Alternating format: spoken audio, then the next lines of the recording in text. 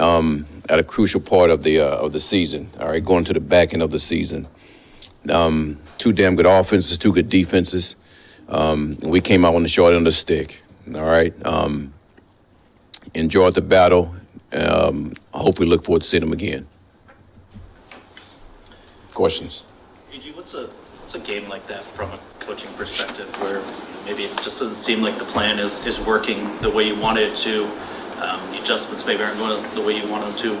What's the emotions you go through as a coach during something like that? First off, I don't see why we would think that the adjustments were. That's a damn good player, MVP type player that we went against. One of the best offenses in the league. And listen, we know that player's going to make some plays. I said that last week.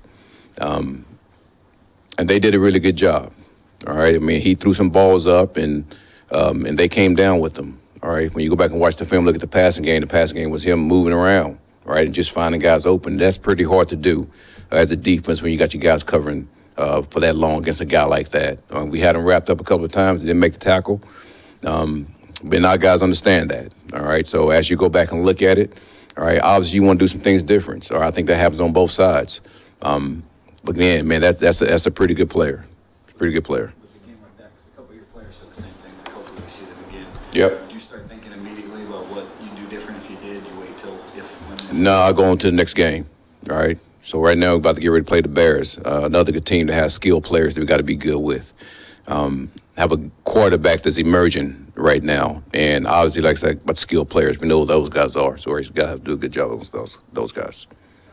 Speaking of the Chicago game, just almost a tale of two halves. Yep. Obviously, it didn't score in the first half, had some success in the second. What did you learn in the second half about Williams, this offense, that maybe you have to prepare for this time around? Man, he's very resilient. There's no quit in that player. It's funny that the narrative that so many people want to put on someone when they really don't know who they are, that is funny to me. And that happens to a lot of these young quarterbacks that's in this league. They get beat down so much that people really don't see the things that they go through, right, to be a top player, especially a number one pick. And you can go through the years of some of these guys. Think of the quarterback that Minnesota has right now. He was beat down so much with the Jets, and now he's having success. And now these so-called guys that think they know what they're talking about, right, have no idea. Now, when I see the same thing with this player, I'm not saying that his career is going to end up the same way, but I think he's a damn good player. He has a lot of talent. He has talent around him. He's have to continue to learn and grow and understand that. So, in answer to your question, we have to make sure that we corral him. All right. We have to make sure our disguises have to be on point against this player.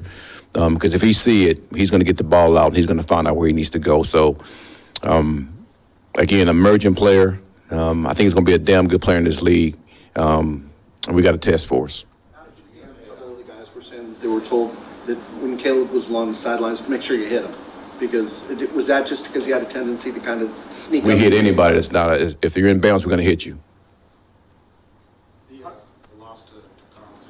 Yep. Khalil, you guys have had a lot of attrition on that side of the ball, but what about the versatility of your secondary kind of gives you confidence that you can weather that storm? And that's something I've been talking about all year, that we have a chance to move people around to make sure that we're in the right positions to make those guys successful. And listen, those things hurt. I mean, when you lose players like that, it always hurts. I'm not going to sit here and say it's not a frustrating process that those things happen, but as you think about it, the way that I look at it, probably totally different from other people look at it. I'm not frustrated for me, per se. I'm frustrated for them because of the season those guys were having. And I always look at it from a player perspective. I was talking to someone this morning. You take Hutch, for example. I think Hutch has 7.5, almost 8 sacks. I think the leader has 12 sacks. So just imagine if he was still here, what he'd be doing, right? So that's where my frustration comes from, right, from what the players have done and what they could have done as the season progressed.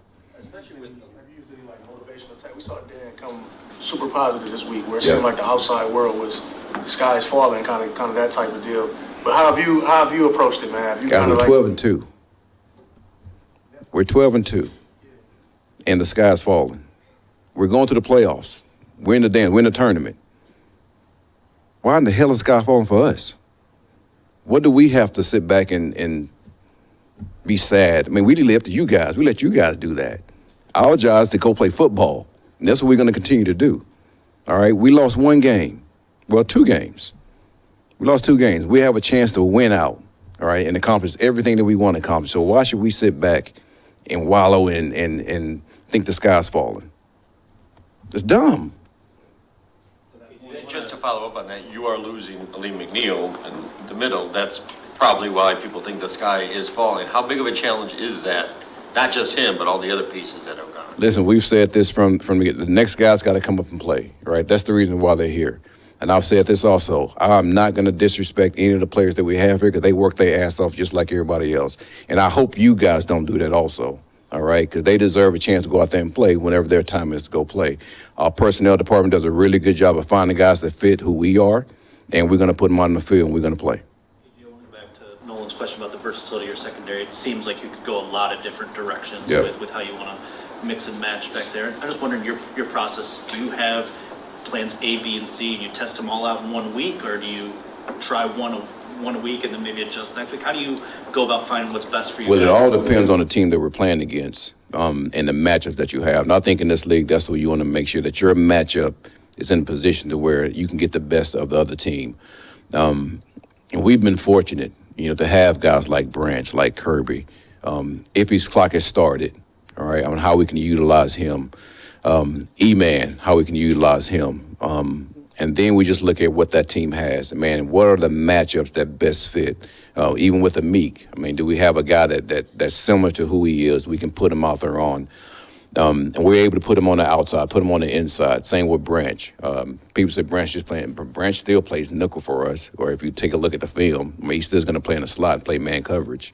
We just try to utilize that as much as we can. And again, our personnel department did a really good job of understanding exactly what we need as a defense. We can go out there and perform. Mosley's made his debut in Indianapolis. Yep. He's been down since then. Is he part of the plans? Is there a chance for him to see his... Everybody goes up there and practice. We figure out the best guy that's going to give us a chance to win the game. Aaron, when you say on the outside, everybody's saying the sky is falling, and you don't believe that. What do you believe is the potential for this defense as you guys have lost so many players going forward? I believe that we can be a damn good defense because even though we lost those guys, we still improved. We still did some good things. So that's how I look at it. Do you see this as maybe an opportunity for, the defense yourself, especially to prove people wrong, to say, look, we can still be effective, even, we can move pieces around, we can figure things out. It's not over yet. Well, I think we've done that. We're in week, 16, and I think our stats were a lot better. Was better now than it was early in the season. So, and that has a lot to do with the players, all right? Our players understand exactly what our play style is. Even the new guys coming in, all right? That's been the most impressive thing to me is the new guys coming in, they're saying, man, coach, this is like, we haven't seen guys practice like this. We haven't seen teams we didn't practice like this. This is why you guys continue to improve on the things that you won't need to improve on. And I like to hear that, really, because it just gives me, it lets me know how other teams are operating. And I think it lets us know as an organization that we're doing things the right way. But those guys come in and they do a good job for us. So each week, man, we look forward to the challenge of each team that we play. And we look forward to the challenge of, man, we don't want to take a step down, as a defense. And I'm sure the offense feels the same way.